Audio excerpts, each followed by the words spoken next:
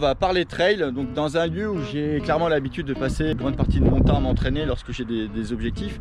On va essayer de comprendre quelle est cette discipline, quelle est la différence avec la course à pied et notamment quels sont les bienfaits que l'on peut tirer à pratiquer le trail running lorsqu'on a des objectifs tels qu'un marathon. Donc si ça t'intéresse, écoute, je t'invite à me suivre et on va parler de tout ça ensemble.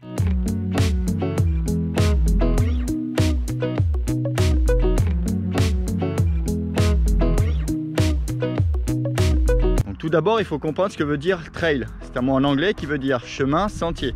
Donc tu as vite compris qu'à partir du moment où tu cours partout en dehors de la route, tu sors de chez toi, tu as une forêt, tu prends un petit chemin forestier, et bien à partir de ce moment-là, tu fais déjà du trail.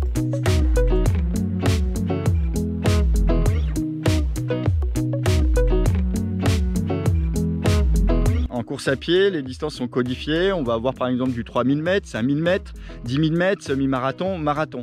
En trail, on va plutôt parler de notions de trail court, trail long, voire ultra trail. Alors qu'est-ce qu'on considère une distance ultra trail? Alors selon la Fédération internationale d'athlétisme, ils partent du principe que toutes les courses au-delà d'un marathon, donc c'est-à-dire 42 km 195, c'est déjà de l'ultra trail. Moi qui suis actuellement au sud du Portugal, il n'est pas rare de voir des courses ultra trail de 45 km. Alors ça peut faire sourire certains, moi le premier d'ailleurs. C'est la distance officielle, donc c'est-à-dire au-delà de 42 km. Après, je te cache pas que c'est pas ultra important de savoir si c'est une course trail, ultra trail. Le tout, c'est de prendre du plaisir et de s'amuser, tout simplement.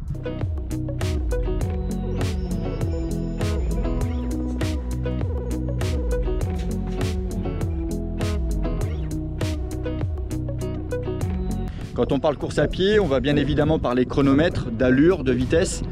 Je vais prendre un exemple. Si tu souhaites réaliser un marathon en 3h30, tu vas devoir courir du début jusqu'à la fin à une moyenne d'environ 12 km/h. La particularité du trail, et notamment pour ceux qui le pratiquent comme moi, c'est que la priorité numéro 1, c'est de pouvoir profiter pleinement du lieu à laquelle tu t'amuses. Donc c'est-à-dire tu es en pleine nature, tu es sur des sites magnifiques, tu en profites, tu lèves la tête.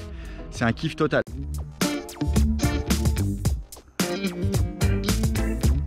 Si tu aimes marcher et si tu aimes courir, alors dans ces cas-là, le trail, il est fait pour toi. Tu vas voir, à partir du moment où tu vas commencer à t'amuser en nature, tu tomberas forcément sur des terrains accidentés. Il sera pas rare de voir des endroits où il y a des souches, des racines, des petites pierres, des grosses pierres, notamment lorsque tu es en montagne. Et ça, très clairement, ça va avoir un impact sur ta manière d'évoluer dans cette pratique. L'autre élément aussi à prendre en compte, c'est notamment les dénivelés positifs et négatifs. Si tu es expérimenté, que tu tombes face à une pente, tu vas pouvoir la trottiner, ça ne te posera pas trop de problèmes. Mais à partir du moment où tu tombes sur des pourcentages au-delà de 20% de pente, là, marcher devient indispensable pour pas dire obligatoire. C'est pour cette raison que les notions de chronomètre et d'allure deviennent totalement secondaires en trail. Tu verras, c'est pas parce que tu fais 3 heures au marathon sur route que tu arriveras à faire le même temps en trail. Ou sinon, tu es vraiment très fort.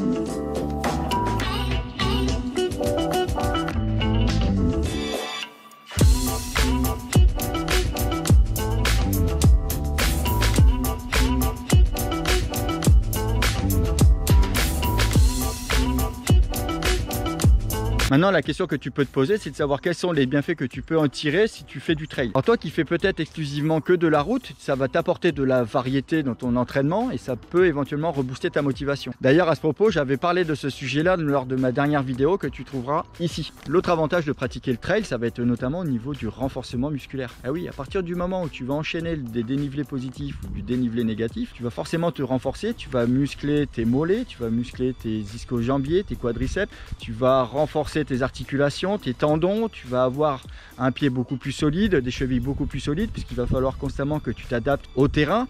Donc ça, lorsque tu remets ça sur route, tu verras que tu seras beaucoup plus endurant au niveau musculaire et tu seras en mesure de pouvoir tenir tes objectifs si bien évidemment tu t'en es fixé. Et après, tu avoueras que pouvoir faire du renforcement musculaire naturel dans un cadre idyllique, c'est quand même beaucoup plus sympa que d'être en salle ou de voir à la maison. On est d'accord. L'autre avantage qui est non négligeable, ça va être aussi sur l'aspect cardio. C'est-à-dire qu'à partir du moment où tu vas faire du dénivelé positif, si tu es un petit peu joueur qui était face à une pente et que tu décides de la trottiner, d'accord, je dis pas de courir, mais au moins de trottiner, tu verras qu'à force de le faire, tu vas renforcer ton cœur et il sera beaucoup plus costaud, beaucoup plus solide. L'autre élément aussi, c'est qu'avec le temps, tu verras, tu vas mieux ventiler et tu vas mieux oxygéner tes muscles. Donc ce qui fait que lorsque tu vas retranscrire retranscrire tout ça sur un marathon, un 10 km, un semi, qu'importe, que tu vas aller sur route, tu vas voir que tu vas te sentir beaucoup plus facile. Alors moi je vais te donner un exemple concret qui est le mien. Il y a un an en arrière, lorsque je courais à 15 km/h, j'étais environ à 90-92% de ma fréquence cardiaque maximale, ce qui équivaut à une allure 10 km. Un an après, j'ai cumulé environ 40 000 mètres de dénivelé positif. À 15 km/h, je suis à 80-82% de ma fréquence cardiaque maximale, ce qui équivaut à une allure marathon.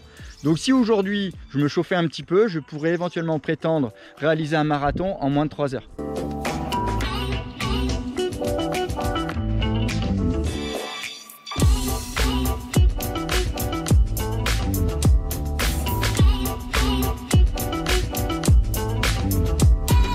Bref, ce qui est le plus important dans cette histoire, c'est qu'on fasse tous partie de la même famille, qui est le trail running. Qu'on soit sur route ou qu'on soit en nature, le but ultime, c'est qu'on prenne du plaisir, qu'on kiffe, qu'on bouge, et puis qu'on soit tous dans le partage et dans l'échange, tout simplement.